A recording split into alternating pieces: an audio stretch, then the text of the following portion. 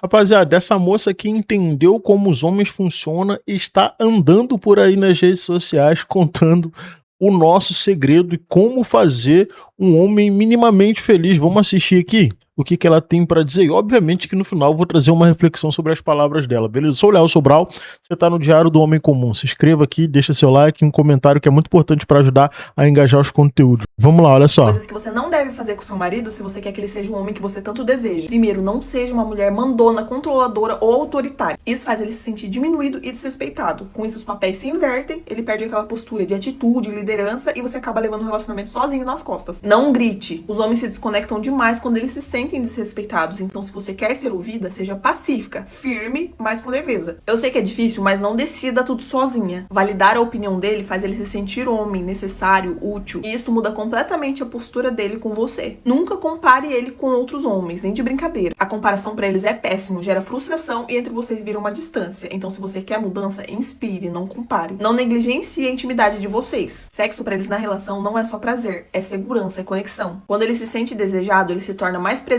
mais carinhoso e mais conectado. Não diga como ele deveria agir, a não ser que ele pergunte. Ao invés disso, diga como você se sente em relação ao que ele faz. Os homens ouvem muito mais quando eles não se sentem atacados. Não impeça que ele tenha hobbies ou momentos de individualidade. Homem que tem espaço se torna mais leve, mais disposto e mais presente quando tá com você. Nunca trate as coisas boas que ele faz como se fosse um mínimo ou obrigação. Ao invés disso, você reconhece, você incentiva para que ele continue fazendo. Então saiba que elogio sincero tem muito mais poder do que uma cobrança disfarçada. Agora me segue para receber mais conteúdos como esse. Cara, os relacionamentos, eles funcionam como uma construção diária, né? E é justamente nos detalhes que esses relacionamentos vão se fortalecer ou vão se fragilizar. Quando um homem se sente pressionado, por exemplo, por uma postura autoritária da mulher, no caso, muitas vezes o problema não está nem na orientação em si, mas na forma como ele recebe essa orientação. E isso acontece porque ainda existe a dificuldade de lidar com o próprio ego, que insiste, por exemplo, em interpretar um conselho firme como perda de espaço. E é aí que a comunicação, quando é feita com equilíbrio, pode transformar esse atrito do casal num espaço de aprendizado. E esse mesmo desafio vai aparecer quando, por exemplo, o tom de voz sobe, né? Para muitos homens, o grito da mulher é entendido como um ataque. E é nesse momento que a escuta vai se fechar. Só que se a gente observar bem, o problema não está necessariamente na mulher expressar sua emoção, mas na forma como o homem também interpreta essas emoções. Então a questão é que o homem precisa aprender a não reagir apenas com defensiva, mas também infiltrar o conteúdo, né? Porque assim, muitas vezes a mensagem é legítima, ela é necessária, independente do volume que ela está sendo dita pela mulher. Outro ponto sensível é a comparação. Aqui é brabo, realmente, cara. Então, assim, ainda que se faça em tom de brincadeira, ela vai provocar insegurança e a sensação de nunca ser suficiente. O homem, ele se sente como se ele tivesse sempre em dívida com a mulher, sacou? Então, o homem que se sente comparado, ele vai perder a motivação e ele vai entender que seu esforço não está sendo valorizado. E aí é nesse ponto que vai entrar a importância do reconhecimento, entendeu?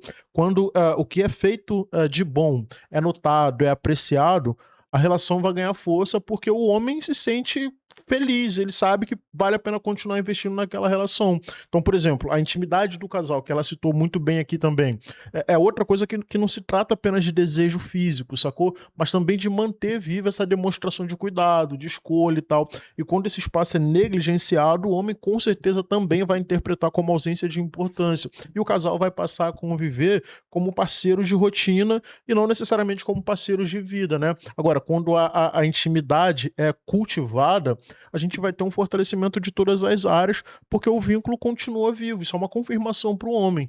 E com relação à individualidade, cara, negar ao homem momentos de lazer, tempo sozinho, de hobby, você vai criar um ambiente sufocante para esse homem.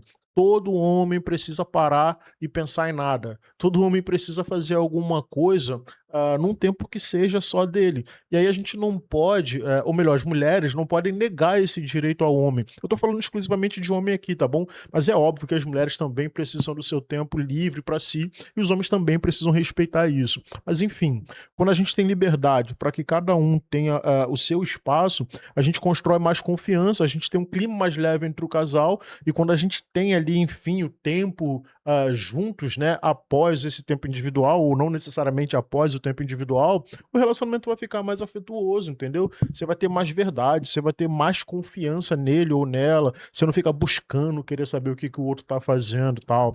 Eu acho que assim, todos esses pontos eles vão se ligar numa única ideia, que é o cuidado com a forma de comunicar e a disposição para receber o que o outro está falando e fazendo. Então a mulher que entende isso, ela não está se diminuindo, né? O que ela está fazendo é escolher um caminho estratégico para ela ser ouvida. E o homem que entende isso aprende a valorizar não só o que é dito com calma, né? Mas quando ele vem carregado de emoção também, porque a mulher é muito emotiva. Mas, cara, olha só, o homem precisa entender que a mulher não é sua babá, que não cabe a ela sempre a forma mais suave de apontar os conflitos, entendeu?